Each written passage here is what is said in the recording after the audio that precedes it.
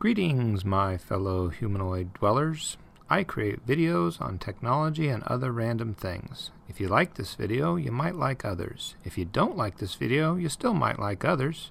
Consider subscribing to my channel or checking out my Patreon page. If you already subscribe, hit that bell. In this short video, I'm going to demonstrate a thermal wire stripper.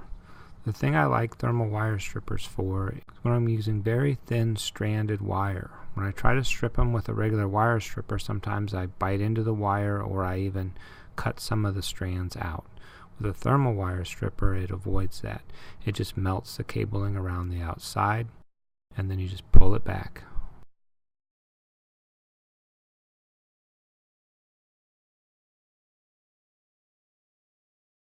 There's a little guide on it that will set the depth so that you make all of them the same. You'll see that I'll cut the first one, and then after that I'll set the depth, and I'll cut multiple ones after that.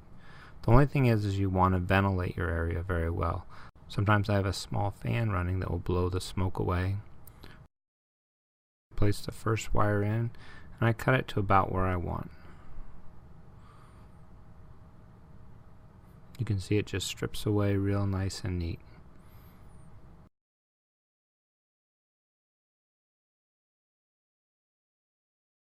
Then I adjust the guide so I cut them all about the same.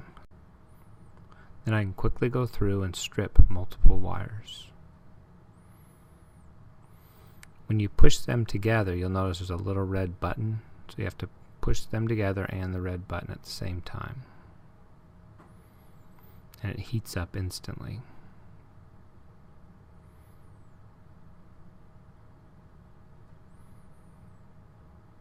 Now I'm just going to go through and cut a few more.